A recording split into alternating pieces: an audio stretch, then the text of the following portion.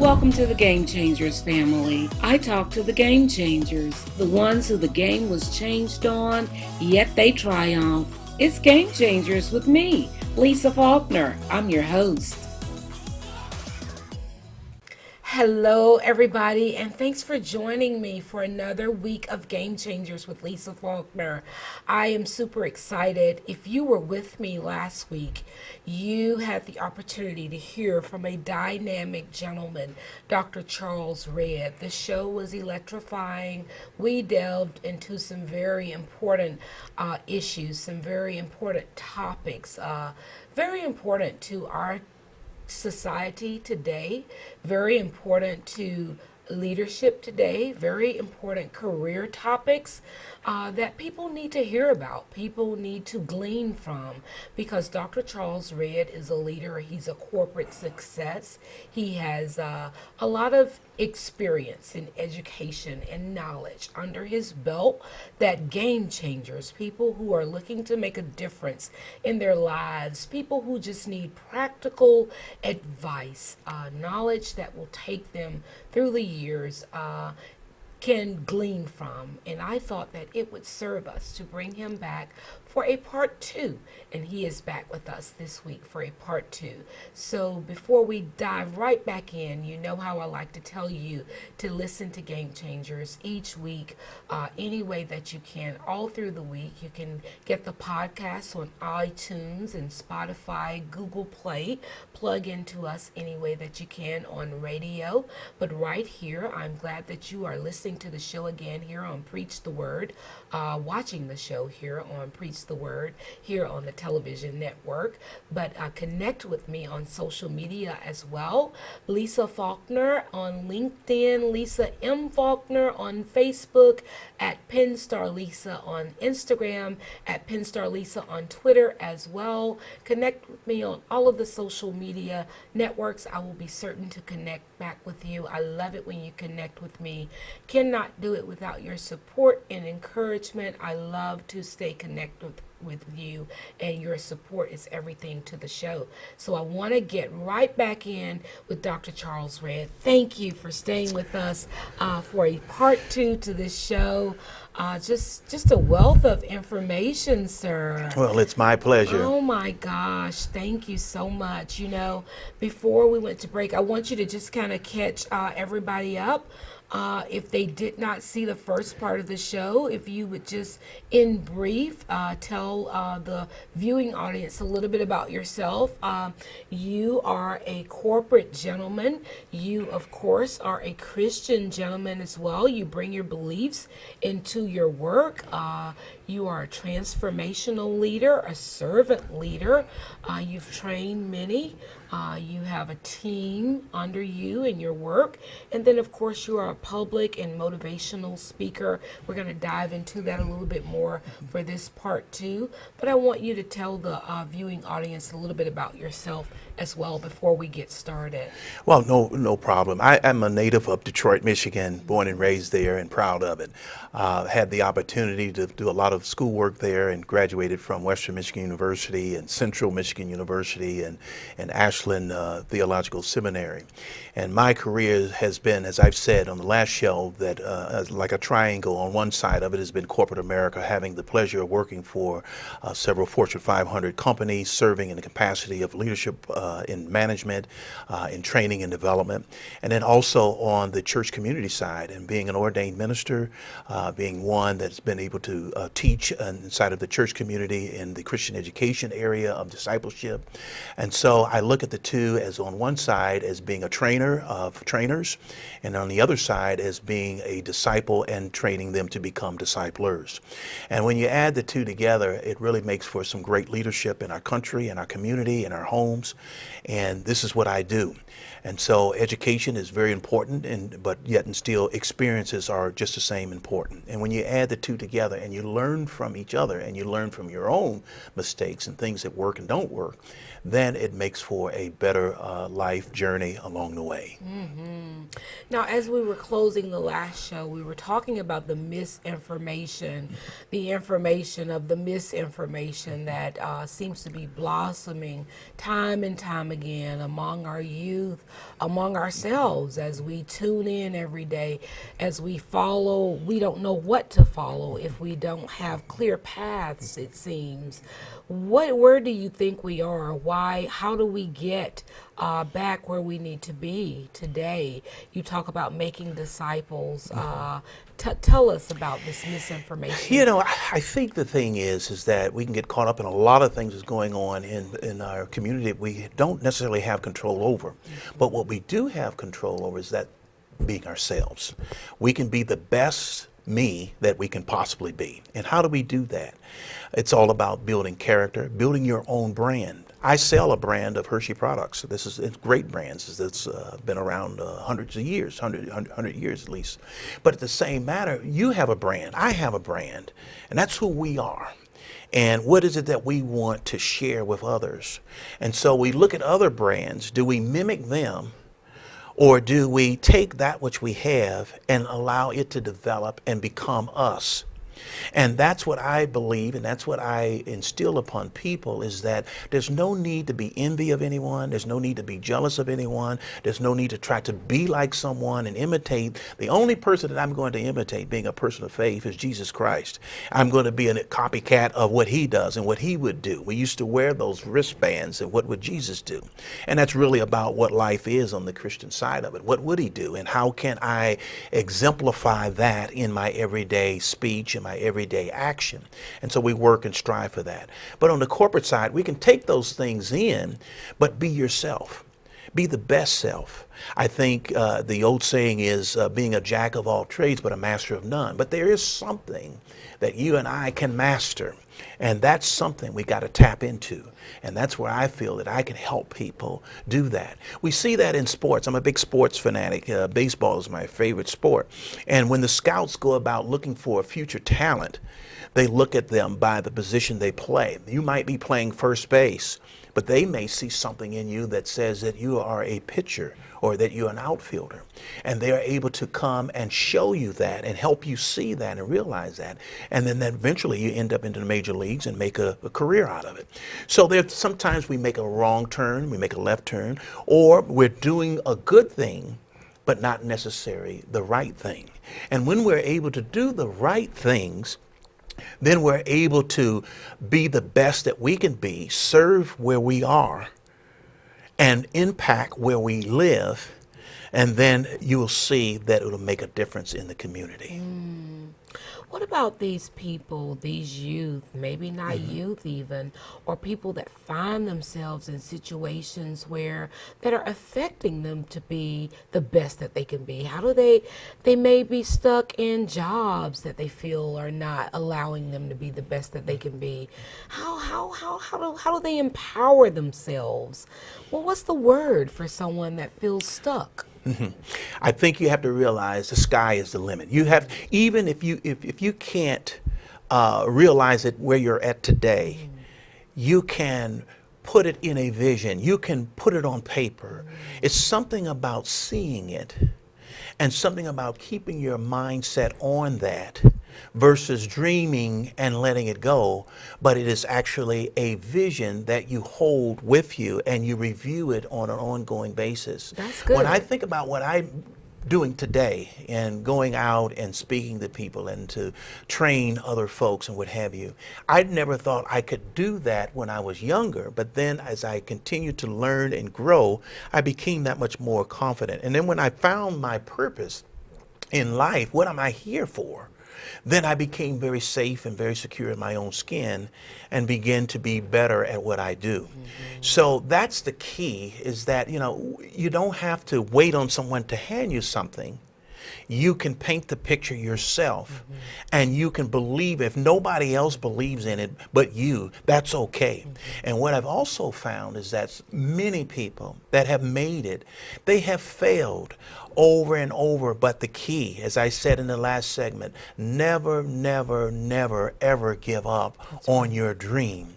Though people may leave, they may say you're wasting your time, but you stay the course.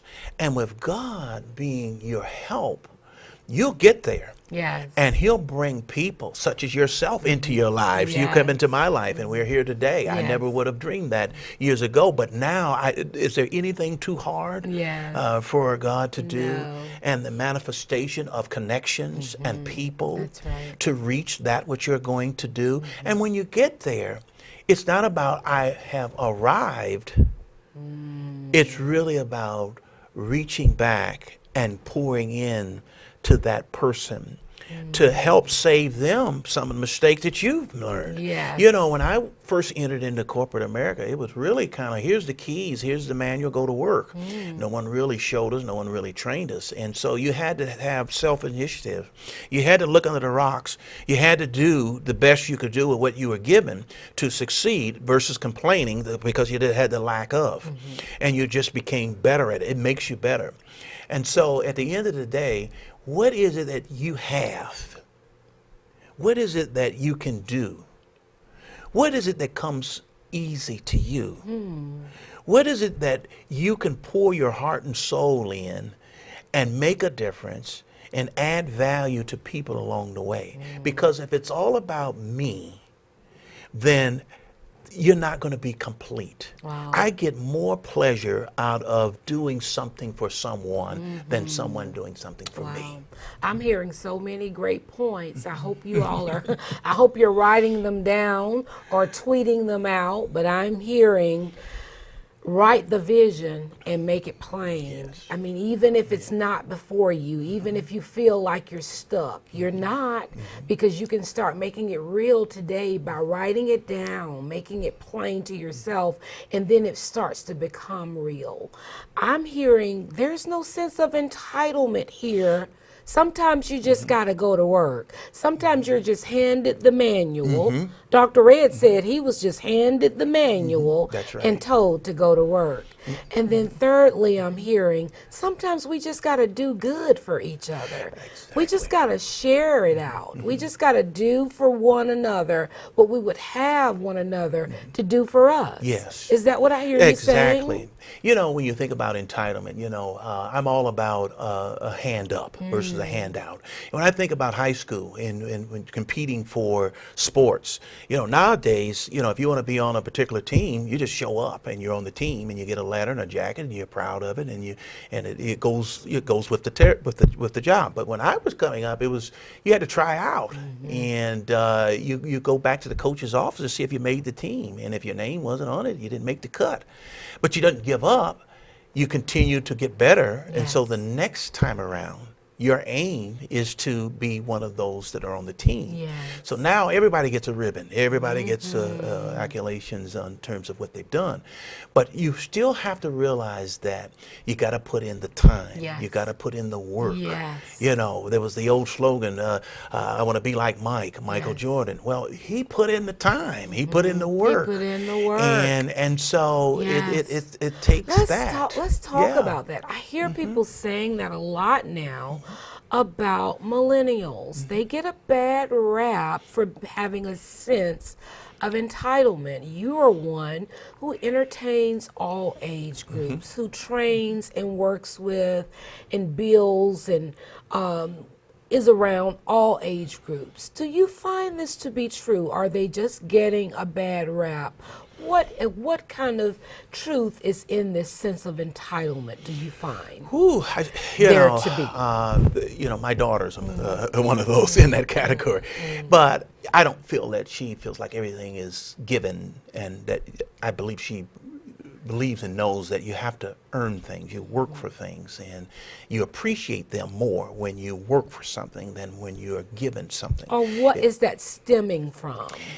You know, I really haven't put my finger on it, but what I would say is I am around a lot of the millennials is that I learned from them. There's some very smart generation of people from a technology, but what we can do is exchange and get the good that they have been experienced and then pour in what it is that we learned. And when you put the two together, it makes for a really great It person. makes for a wonderful So combustion. I learned from them, Yes. they learned from me. Yes. And there's no all know-it-alls. And you bring them back in. Sure, I can share how my journey went, and they have no clue Yes. because they're thinking about, I've done this for 2 years Yes. now, what's next for me and what's next Exactly. for me. But at the same time, I say to them, there are some things that you can learn. And while you're going through that process, it's not trying to get to the finish line and get to the top. In leadership, it's where you're at. Yes. You don't all of a sudden become a leader when you become the Exactly. president of the company. You Right. have developed that from day one. So it's a conversation for It's sure. a give and take. Yes, it Let's take a break. This is a good place to take a break. We will be right back with Dr. Charles Redd. I want to add a little bit to that response I asked him, that question I asked him, but I'm going to add my part on the other side of the break. We'll be right back. Do you need someone with solid, expert communications experience to write your copy or your next press release? Then you need PennStar Communications. Let PennStar communicate your greatest potential with clear copy written for your business and marketing needs. Whether it's your next event or next campaign, PennStar Communications can write that for you. Visit pennstar.org or call 404-828-0287 today. Well, we are back. I am here with Dr. Charles Redd. He is a corporate leader. He is a minister. May I call you a minister? Would you say you are a minister? Yes, I am ordained You as a know, minister. you are ordained as a minister, and you know, we're leery to call ourselves that, but in a way, I think when we lead others, when we accept Christianity, we should all be ministers, would you say?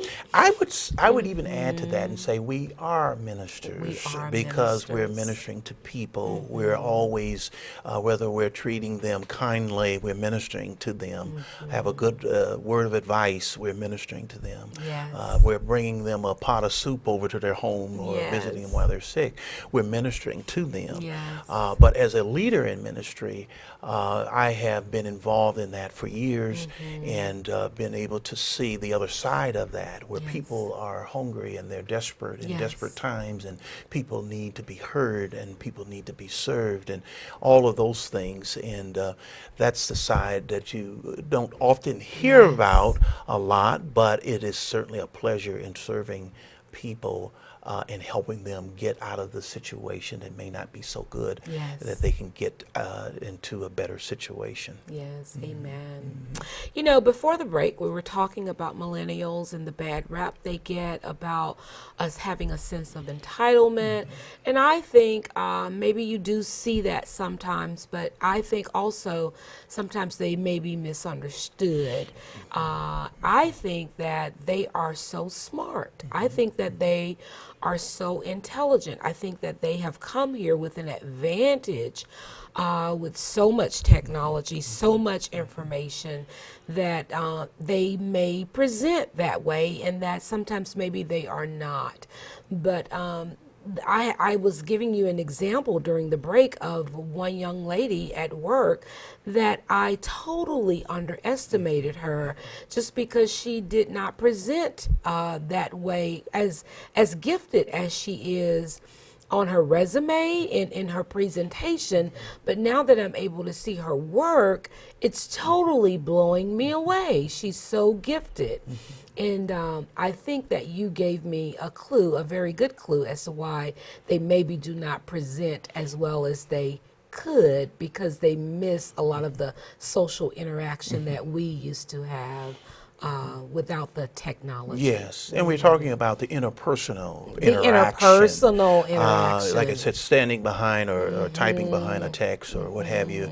But when you're actually eye to eye and Yes. actually having that dialogue and the conversations, Yes. sometimes the uneasy conversations, the hard conversations we call standing in the place of tension, then you're able to practice on those skills of working together, being a part of a Yes. setting versus maybe not being comfortable in certain settings.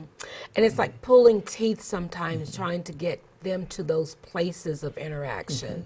They just can live without them. That's right. They would rather just send a text. Yes. Yeah. Well, you either could be on the sidelines, just envision a party. You're either standing on the sidelines as a wallflower or you're out on the floor dancing. And when we say being out on the floor dancing, you're meeting people, people that you never know that can add value to you and vice versa. So it's so important, even as leaders or wannabe leaders, that you're having those exchanges. It saves you time, it saves you money, and it's wise to do. I've wasted a lot of money and time before, but you learn from those, and you ask the right questions, and you get further along the way. Yes. And then we talked about the other age groups in work. I think they need to retirement, because everyone has value, everyone has something to offer, and when you bring all of them together, there's something really special that happens. I think the key to that as you get older into the workplace is that you must stay relevant. And if you're one that always says, remember the times back then maybe you should retire. But as things change, there are many companies gone out of business as they were on back then. But the folks today are smarter, they're bringing more to the table, and in exchange. When I work with my people, I don't claim to know it all. But I do feel that it's a fair exchange because I am able to share some things that I do know, and they are able to show me. So in my mindset, I will never retire. I tell people I'll just blaze away. And in that is because I'm going to continue to meet new people. I'm going to continue to learn from people. I'm going to continue to be active and relevant and be able to make positive contributions to all people. We are in a heated climate now, Dr. Red. You can hardly turn on the news without a conflict, without police brutality flaring up, without the president and some type of controversy, without lawsuits, without a movement, a Me Too movement, without someone kneeling in protest of their rights, without some type of abuse or trauma resurfacing, people just not being taken care of in our society. Everything has risen to the surface, and we are in trouble. We are in crisis. What do you say? It's a very difficult time for many, and for myself, all of us involved, because this could become the norm.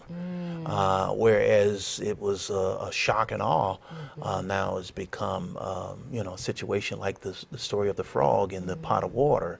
The frog doesn't realize the temperature is being turned up, and then it gets to a point where the frog dies because it's boiling hot water. And so we're in that pot. We're all in it, a melting pot, and whether we're going to burn up or we're going to get smart and get wise. And this goes back to what I've been saying, is that we talk about it from a Christian perspective. Let this little light of mine shine where I'm at. And this is what I would ask people to do. Where you're at, what can you do to bring positive change? The reality is what we see and hear. We see it. We can't deny it. We can't turn our eyes and close them off. But what we can do is still present the right way to go.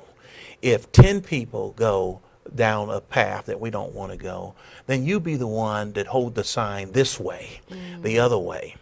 And so we have to respect people, we have to love people, but we don't necessarily agree with people.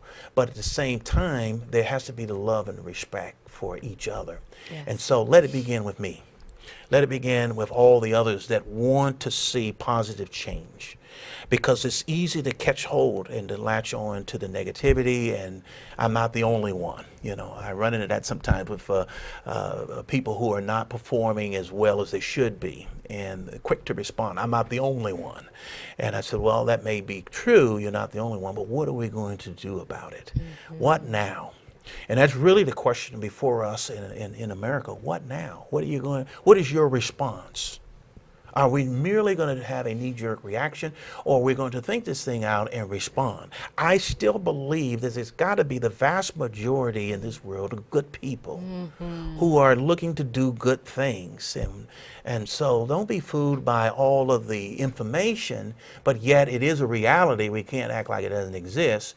But I've got to start where I'm at, on my street corner. Yes. In my actions, what I do. Wow. We really need that, I think. We really do. We really do.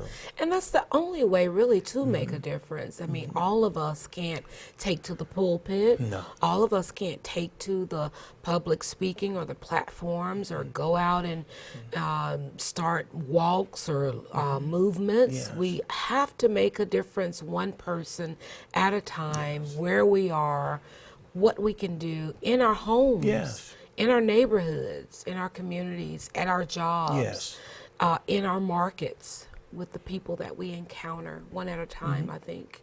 And I think one of the things that's appalling to me is that, right is right and wrong is wrong. Yes. So, no matter Yes. my community, no matter my party affiliation, right is right. Yes. And wrong is wrong. And so just to go along with people knowing that they're wrong is really appalling. Yes. And that's, from a political perspective, I always saw myself as an independent thinker, independent voter, Yes. and actually voted on both sides of the Yes. aisle. But what I've seen here in the last 8 years here has been really just politicized and go along with me no matter how it looks. And it really kind of takes you back. And so we've got to stand up for what is right. But in that, we can't come off like we know it all. So there's Yes. give and take. Yes. There There's is give and take. Mm-hmm. Well, we've come to our final couple of minutes here. How can the viewing audience find you? Why should the viewing audience find you? How can you serve them? What do you want them to know in these final couple of minutes? I have so Yes. enjoyed sharing these past couple of shows with you. Thank you for spending time with us. What else would you, in these final couple of minutes, what would you like to share with the viewing audience? Well, certainly you could contact me at my website, drcharlesred.com. And certainly what I am interested in doing for you and the audience is being an inspiration. And not only being an inspiration, but motivating you to propel yourself even further along this life journey. From earth to heaven, there's still something that you have to do. There's Yes. some places you have to go. And I am a teacher at heart. And so I just love being able to explain things, to help people to get off first base and run around the whole diamond and get to home plate, and that's what it's all about, getting to that home plate and being the best at what you do and being able to help people along the way. So that's what I'm about, and that's what I want to make others about in inspiring our world in such a time as this. Excellent. Thank you so much. I believe you have done that, and you are doing that, and we thank you for doing Yes. that with us today. Welcome to the Game Changers family. Yes, thank you. That's it, guys. I know that you have been inspired. Thank you so much for joining us. Tune in next week, and this has been Dr. Charles Red and Game Changers with me, Lisa Faulkner. I am your host. Until we meet again, do your very best.